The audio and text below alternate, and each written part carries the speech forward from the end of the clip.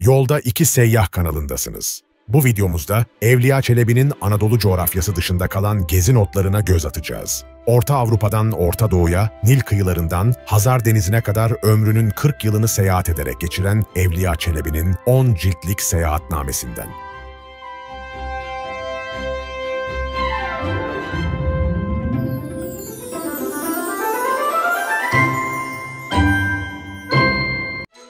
Evliya Çelebi'nin hayatı boyunca gezdiği 257 şehir arasında Saraybosna eşsiz bir yere sahip. Seyahatnamesinde burası hakkında yazdığı her şey varlığını hala sürdürmekte ve yaşamaya devam etmekte. Birinci Dünya Savaşı sonrası kurulan Yugoslavya Devleti'nin kurucu sac ayağından birini oluşturan ülke, yaklaşık 3,5 milyon nüfusa sahip. Ülke nüfusunun yarıdan fazlası Müslüman, bu durum onu Avrupa'daki en fazla Müslüman nüfusa sahip devlet yapıyor. Bosna Hersek Federasyonu, Hırvat, Sırp ve Boşnaklardan oluşuyor. Başkenti Saraybosna ise 600 binlik nüfusuyla ülkenin metropolü durumunda. Şehir ismini Osmanlı İmparatorluğundan alıyor. Türkçe saray ovası anlamına gelen Sarajevo, zamanla Bosna Sarayı şeklindeki telaffuzuyla bugünkü ismini almış. Saraybosna tarihi boyunca Doğu Roma ve Batı Roma'nın sınır noktası konumunda olmasından dolayı Katolik ve Ortodoks nüfusu oldukça fazladır. 500 yıllık Osmanlı hakimiyetiyle de şehir birçok ibadethaneye ev sahibi olmuş. Bu sebepten dolayı Saraybosna için Avrupa'nın Kudüs'ü yakıştırması yapılırken Osmanlı İmparatorluğu bu şehri Kuzey'in Şam'ı diye sevmiş. Saraybosna Avrupa'nın tam orta yerinde 4 yıl süren acımasız bir kuşatmadan sonra küllerinden yeniden doğmuş bir şehir. 15. yüzyıldan günümüze ticari ve kültürel değerlerini koruyan baş çarşı Saraybosna'nın kalbi gibi.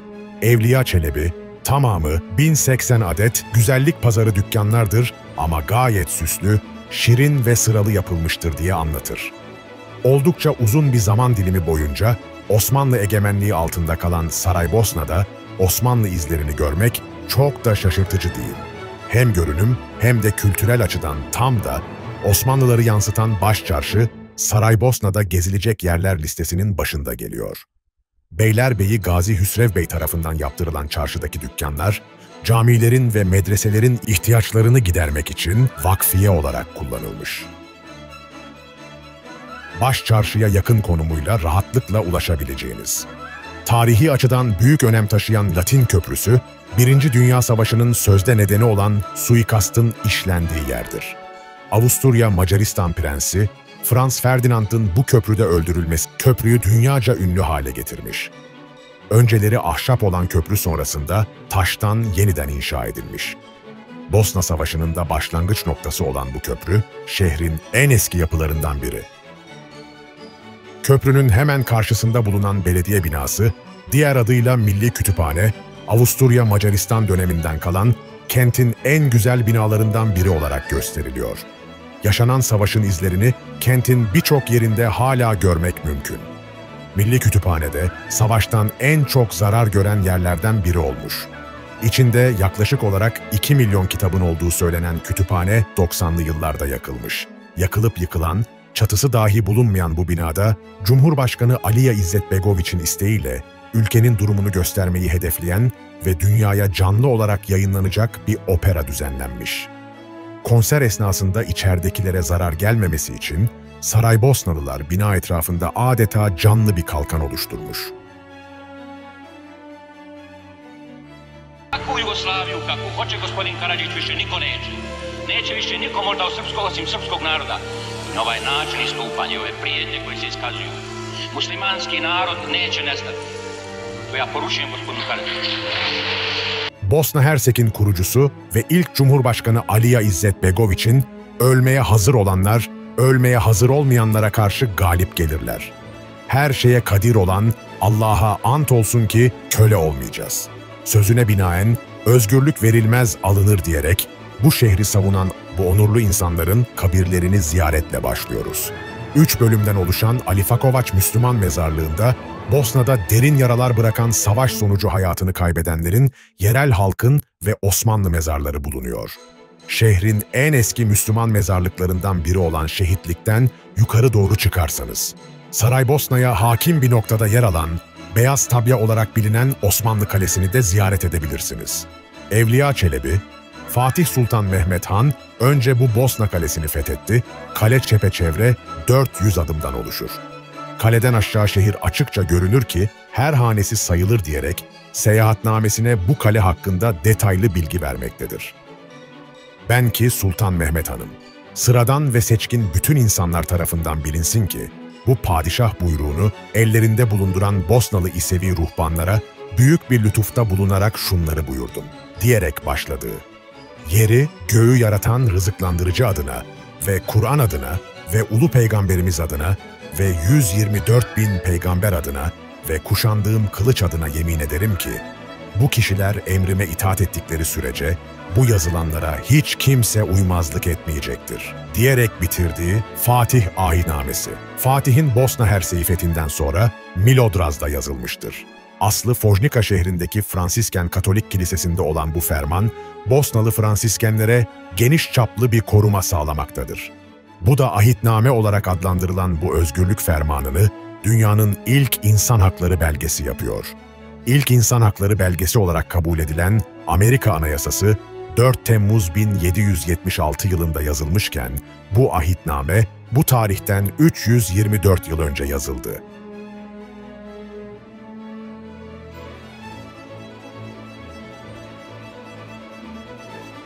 Hala minarelerinden mikrofonsuz yalın sesle ezanlar okunan bu şehir için Gazi Hüsrev Bey, camii ve sebili Saraybosna'daki huzurun kaynağı gibi. Evliya Çelebi, bu cami için ruhaniyetli büyük bir camidir, kalabalık cemaatiyle gece gündüz dop doludur diye yazar.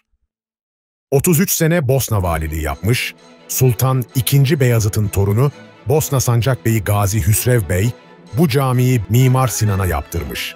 Halep ve Bozüyük'te de yine Hüsrev Bey'in yaptırdığı bu caminin kardeşleri olsa da, içlerinden en meşhuru bu cami. Cami şehirde öne çıkan kültürel ve dini yerlerden biri. Bosna Savaşı'nda ilk hedeflerden biri olmasına ve aldığı hasara rağmen şehrin simgeleri arasında bulunuyor. Savaşın ardından 2000'li yıllara doğru orijinaline yakın şekilde restore edildiği için aslına uygun görünümünü günümüzde de koruyor.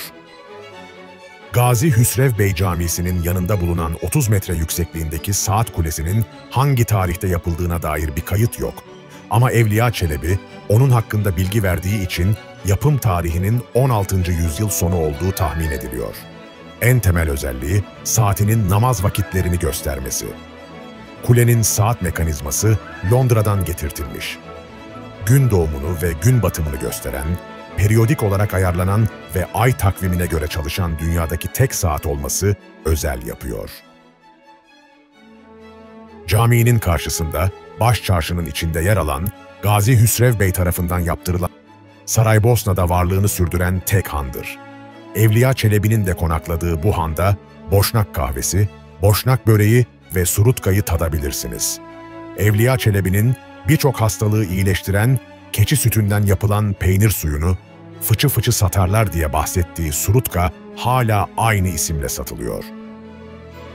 İslam'ın Bosna'daki 600 yıllık varlığının gönül kaynağı, burada kurulmuş olan yüzlerce Sufi dergahıdır. Osmanlı bu topraklara yüzlerce cami, bir o kadar türbe ve dergahları miras bırakmış. Birçoğu Bosna Savaşı'ndan nasibini alsa da, Saraybosna halkı ve Türkiye işbirliğiyle bu eserlerin birçoğu tekrar ayağa kaldırılmış. Bu camilerden biri de Saraybosna'nın en popüler caddesine ve bu cadde üzerindeki camiye ismini veren Bosna Sancakbeyi Ferhat Bey Camii. Osmanlı İslam mimarisinin tipik bir örneği olan bu cami, birçok ek binasını çıkan yangınlar ve zorlu geçen yılların ardından kaybetmiş.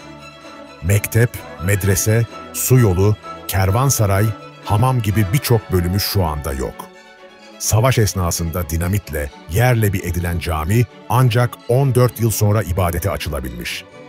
Yıkıntıdan çıkarılan orijinal taşları da yeniden yapım aşamasında kullanılarak orijinaline uygun bir şekilde restore edilmiş.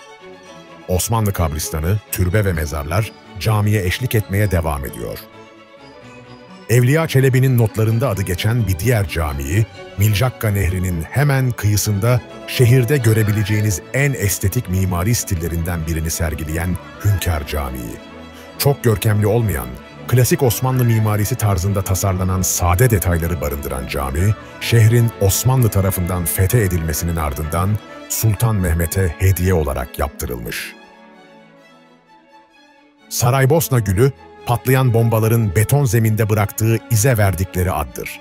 Barış mitinginde üniversiteli bir öğrencinin öldürülmesiyle 92 senesinde başlayan Bosna Savaşı binlerce sivilin hayatına mal oldu. Yaklaşık 3,5 yıl boyunca her gün onlarca top mermisi ve bombalarla yaşamaya mahkum olan Bosnalılar için Saraybosna Gülleri asla unutulmaması gereken o acıların bir simgesi. Kırmızıya boyanmış bu havan topu izlerini şehrin birçok yerinde görmeniz mümkün. Bosna Savaşı sırasında Saraybosna, Sırp kuvvetlerince 43 ay kuşatma altında kaldı. Dış dünyayla bağlantısı tamamen yok edilen şehrin temel ihtiyaç maddeleri de tükenmek üzereydi. Ancak Saraybosna halkı şehri özgür Boşnak topraklarına ve dış dünyaya bağlayan 800 metre uzunluğunda bir tünel inşa etti. İlk bakışta anlaşılmasın diye alelade bir ev gibi görünen geçit, Umut Tüneli olarak anıldı. Bu tünelden ilaç, silah, iletişim, gıda ve ulaşım gibi önemli birçok unsur kuşatmanın seyrini değiştirdi. Savaşın izleri görebileceğiniz tünelde bazı çarpıcı fotoğraflar da sergilenmekte. Ferhadiye Caddesi'nin başında bulunan, şehir için manevi anlamı yüksek olan sonsuzluk ateşi, Saraybosna'nın Nazi Almanyası'ndan kurtuluşunu sembolize etmek için yapılmış. Türk mutfağından gelen Boşnak yemeklerini tadabileceğiniz restoran olarak kullanılan İnat Evi, ilginç bir hikayeye sahip.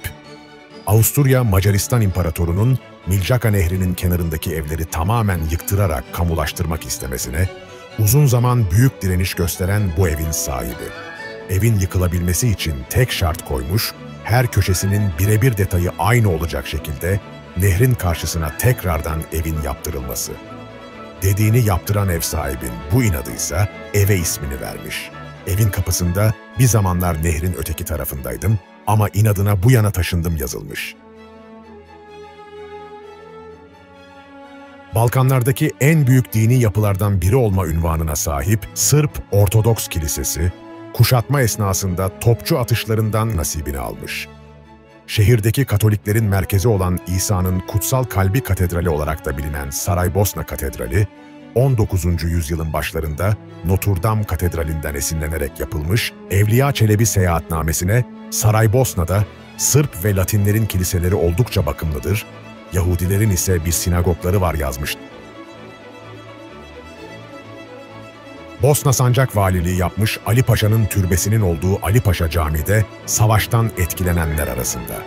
Avusturya Macaristan işgalinde de savunma amaçlı olarak kullanıldığı söylenen yapı, estetik ve sadelik açısından birbirinden güzel, daha birçok camiyi Bosna'nın hemen hemen her yerinde bulabilirsiniz. Sizin için derlediğimiz kırsaldaki cami görüntüleriyle seyahatnameye son kez göz attığımızda, Evliya Çelebi'nin "Allah'a hamdolsun, her gün mamur olup insan deryası olmakta" diyerek Saraybosna seyahatini bitirdiğini görüyoruz. Son söz olarak biz de diyoruz ki, Saraybosna'dan gitmezsiniz. O sizi bir daha gelesiniz diye yolcu eder. Siz de teleferikle çıkabileceğiniz Trebeviç Dağı'nı, Avusturya Macaristan döneminde yapılmış binalara sahip Ferhadiye Caddesi'ni, Bosna Hersek'in en yüksek binası olan Avaz Twist Tower'ı, Bosna Ulusal Müzesi'ni, Taşlıhan'ı, Kovaçi Şehit Mezarlığı'nı, Srebrenica katliamının yol açtığı acıların yansıtıldığı Gallery Müzesi'ni, Bakırcılar Çarşısı gibi daha birçok yapıyı görmek için Evliya Çelebi'nin adımlarını takip edin.